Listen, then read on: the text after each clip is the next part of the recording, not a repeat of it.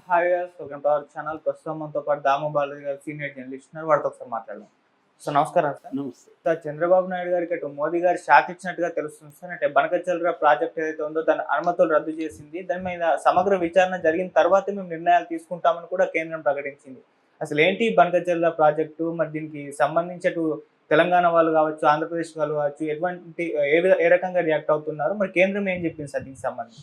గత కొంతకాలంగా బనకచర్ల ప్రాజెక్టుకి సంబంధించి ఇటు తెలంగాణలో రాజకీయ ప్రకంపనలు లేస్తున్నాయి. అట్లాగే రేవంత్ రెడ్డి చాలా స్ట్రాంగ్గా దీని మీద పోరాడుతున్నాడు. అటు చంద్రబాబు కూడా స్టేట్మెంట్ ఇచ్చాడు, మనం సమస్యలతో చర్చించి పరిష్కరించుకోవాలి, గోదావరి మిగులు జలాల్ని మేము వాడుకుంటే తప్పే ఉందని చంద్రబాబు మాట్లాడాడు. ఈ నేపథ్యంలో రేవంత్ రెడ్డి ఢిల్లీకి వెళ్ళినప్పుడు ఢిల్లీలో జలవనరుల శాఖ మంత్రుల్ని వాళ్ళందరినీ భూపేంద్ర యాదవ్ వీళ్ళందరినీ కలిసి ఈ ప్రాజెక్ట్ని ఆపమని అక్కడ మాట్లాడారు. అట్లాగే ఉత్తమ్ కుమార్ రెడ్డి భూపేంద్ర యాదవ్కు ఒక లేఖ కూడా రాశారు. సో ఈ నేపథ్యంలో ఇవాళ ఎక్స్పర్ట్ అప్రైజల్ కమిటీ రిజెక్ట్ చేసిందని చెప్తున్నారు ఆంధ్రప్రదేశ్ అప్పీల్ ఏంటంటే పర్యావరణ ప్రభావం యొక్క అంచనా కోసం టర్మ్స్ ఆఫ్ రెఫరెన్స్ అంటారు, టీఓఆర్ని దాన్ని రూపొందించడం కోసం అప్పీల్ చేసుకుంది ఆంధ్రప్రదేశ్. దాన్ని ఇప్పుడు ఈ ఎక్స్పర్ట్ అప్రైజల్ కమిటీ రిజెక్ట్ చేసిందనమాట. రిజెక్ట్ చేసి ఏం చెప్పిందంటే సిడబ్ల్యూసి అంటే సెంట్రల్ వాటర్ కమిషన్ ఉంటుంది, సెంట్రల్ వాటర్ కమిషన్ దీని మీద సమగ్ర అధ్యయనం చేసి మాకు రిపోర్ట్ చేసిన తర్వాతనే మేము నెక్స్ట్ స్టెప్ తీసుకుంటాము, అంతవరకు తీసుకోము అని ఇప్పుడు చెప్పింది. ఇది రేవంత్ రెడ్డి విజయంగాను చంద్రబాబు ఫెయిల్యూర్గాను ఇప్పుడు మీడియా రాస్తుంది. చంద్రబాబుకు మోడీ షాక్ ఇచ్చాడని రాస్తుంది. అట్లాగే ఇక్కడ రేవంత్ రెడ్డి ఢిల్లీలో వెళ్ళి చక్రం తిప్పగలిగాడు, రేవంత్ రెడ్డి మాట చెల్లుబాటు అయింది అని అంటున్నారు. దీన్ని బీఆర్ఎస్ కూడా ఆహ్వానించింది. హరీష్ రావు కూడా గతంలో ఆయన నీటిపారుదల శాఖ మంత్రి ఉన్న హరీష్ రావు కూడా దీన్ని మా ఉద్యమం ఫలితమే ఇది అని ఆయన చెప్పుకుంటున్నారు. సో ఏదేమైనా అసలు ఏంటి బనకచర్ల ప్రాజెక్ట్ ఏంటి, ఇది ఇప్పుడు ఆంధ్రప్రదేశ్కి నిజంగానే షాకా ఏమైంది అనేది చూస్తే, బనకచర్ల ప్రాజెక్ట్ అంటే అర్థం ఏంటంటే పోలవరం బనకచర్ల అనుసంధాన ప్రాజెక్ట్ అంటారు, లింకింగ్ ప్రాజెక్ట్. ఇది పీబీఎల్పీ అంటారు. దీన్నే గోదావరి బనకచర్ల లింక్ ప్రాజెక్ట్ అని కూడా అంటారు. ఇది major irrigation and water management project. Godavari మిగులు జలాల్ని రాయలసీమకు, నెల్లూరు, ప్రకాశం జిల్లాలో కొంత భాగానికి ఇది అందిస్తుంది. బేసిక్గా తాగునీరు, సాగునీరు ఈ రెండు రకాలుగా అందిస్తుంది. ఇది బేసిక్గా ఏంటంటే 200 నుంచి 280 టీఎంసీ అంటే 1000 మిలియన్ క్యూబిక్ ఫీట్ టీఎంసీని బంగాళాఖాతంలో గోదావరి నుంచి కలుస్తూ ఉంటే ఆ నీటిని మల్టీ ఫేజ్లో ఇనిషియేషన్ తీసుకొని ఇంటర్లింక్ చేయడం, గోదావరి, కృష్ణా, పెన్నా నదుల ఇంటర్లింక్ చేసుకుంటూ చేయడం. దీంట్లో ప్రధానంగా 3 సెగ్మెంట్లు ఉన్నాయి. సెగ్మెంట్ 1 తీసుకుంటే పోలవరం ప్రాజెక్ట్ నుంచి కృష్ణా నదికి నీళ్ళు తీసుకెళ్ళడం. రైట్ మెయిన్ కెనాల్ కెపాసిటీ 17,500 క్యూసెక్కులు నుంచి 38,000 క్యూసెక్కులకి పెంచడం అనమాట. దీని ఎస్టిమేషన్ కాస్ట్ వచ్చి 13,511 కోట్లు. రెండవ సెగ్మెంట్ వచ్చి బొల్లపల్లి, గుంటూరు జిల్లాలో బొల్లపల్లిలో 150 టీఎంసీల బ్యాలెన్సింగ్ రిజర్వాయర్లకు వాటర్ ట్రాన్స్ఫర్ చేయడం. దీనికి బడ్జెటు 28,560 కోట్లు. మూడవది బొల్లపల్లి నుంచి బనకచర్ల రెగ్యులేటర్ నంద్యాల జిల్లాలో ఉంటుంది. ఇది బొల్లపల్లి నుంచి గుంటూరు బొల్లపల్లి, ఇందాక చెప్పిన బొల్లపల్లి నుంచి బనకచర్లకి రెగ్యులేటర్ ద్వారా 31 కిలోమీటర్లు నల్లమల ఫారెస్ట్లో టన్నెల్ ద్వారా దీన్ని నీళ్ళు తీసుకెళ్తారు. ఇది దాదాపు 38,041 క్యూబిక్.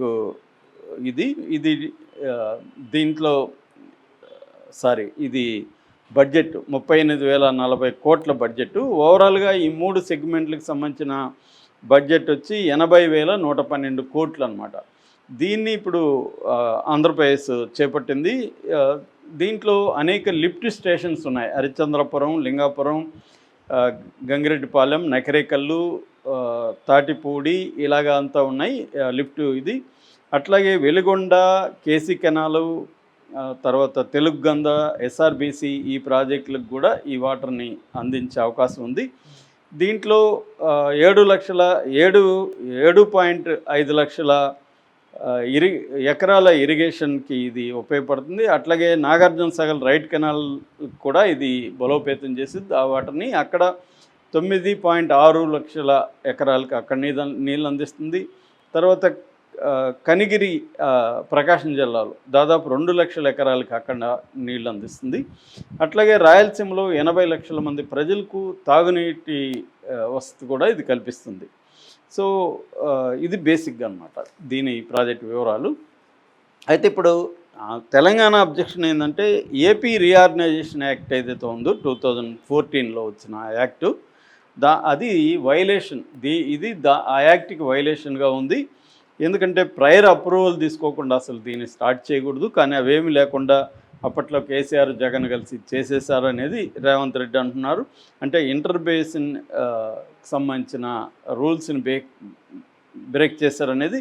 రెండవది 200 నుంచి 400 టీఎంసీ గోదావరి నీళ్లు తెలంగాణ షేర్ ఉంటుంది. ఓవరాల్గా ఇది కాళేశ్వరంకే 600 టీఎంసీ కావాలి. కాబట్టి ఈ నీళ్ళంతా అటు వెళ్ళిపోతే కాళేశ్వరం ప్రాజెక్టుకి అందవు, కావాల్సినంత నీళ్ళు అందవు అనేది వీళ్ళు చెప్తున్నారు. మూడవది గోదావరి వాటర్ డిస్ట్రిబ్యూషన్ ట్రిబ్యునల్ ప్రకారం మొత్తంగా 1486 సర్ప్లస్ టీఎంసీల వాటర్ ఉంటే ఇందులో తెలంగాణకే 968 రావాలి.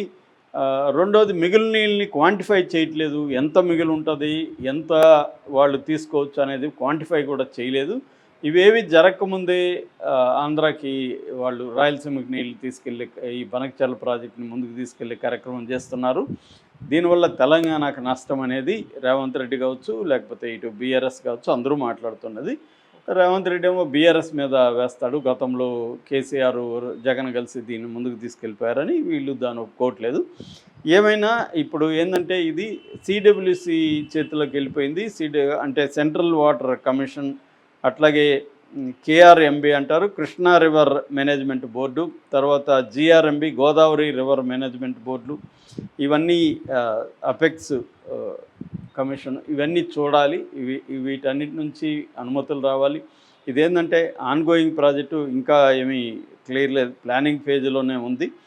ఇప్పుడే ఇది ఇంకా డిపిఆర్ ఇదంతా కూడా కాలేదు. కాబట్టి ఒక రకంగా సెట్ బ్యాక్ టు చంద్రబాబు అని చెప్పాలి. చంద్రబాబు ఇన్ఫ్లుయెన్స్ పనిచేయలేదా కేంద్రంలో, రేవంత్ రెడ్డి ఇన్ఫ్లుయెన్సే పనిచేసిందా అన్న చర్చ అయితే నడుస్తుంది. ఎందుకంటే చంద్రబాబు మద్దతుతోనే అక్కడ కేంద్రంలో ప్రధానంగా ప్రభుత్వం ఉంది, ఎన్డీఏ ప్రభుత్వం. అట్లాంటిది మరి చంద్రబాబు మాట చెల్లాలి కదా. దీన్ని ఇద్దరిని కూర్చోబెట్టి చర్చించడం అవేవి కాకుండా ఆపేసి ఇంకా ఇది మళ్ళీ టైం లేట్ అయిపోతుంది. ఒక రకంగా రేవంత్ రెడ్డి సక్సెస్ అయ్యాడు అన్న ఇదైతే వినిపిస్తుంది. దీని మీద వేసిన ఈ సెంట్రల్ వాటర్ కమిషన్ ఆధ్వర్యంలో ఒక నిపుణుల కమిటీని వేసి మొత్తం పరిశీలిస్తారని చెప్తున్నారు. అంటే తెలంగాణ అబ్జెక్షన్స్ అన్నిటినీ కూడా వాళ్ళు పరిశీలించి ఇందులో వాస్తవాలు ఎంత ఉన్నాయి, నిజంగా మిగిలిన నీళ్ళు వాడుకునే అవకాశం అయితే ఉంది ఆంధ్రప్రదేశ్కి. కాకపోతే అది ఎంత ఏంది క్వాంటిఫై చేయడం, తర్వాత రీఆర్గనైజేషన్ రూల్స్కి పునర్విభజన చట్టం ఏదైతే ఉందో దాని ప్రకారం ముందు వెళ్ళడం, ఇవన్నీ ఉంటాయన్నమాట. మామూలుగా ఇంటర్ స్టేట్ వాటర్ డిస్ప్యూట్లో కేంద్రం అనేది జోక్యం చేసుకోవడం అనేది జరుగుతుంది. అట్లాగే సిడబ్ల్యూ సెంట్రల్ వాటర్ కమిషన్ కూడా వెరీ ఇంపార్టెంట్ రోల్ ప్లే చేస్తుంది. ఏదేమైనా ఇది కొంత టైం అయితే పట్టే అవకాశం అయితే ఉంది. Okay sir, thank you so much.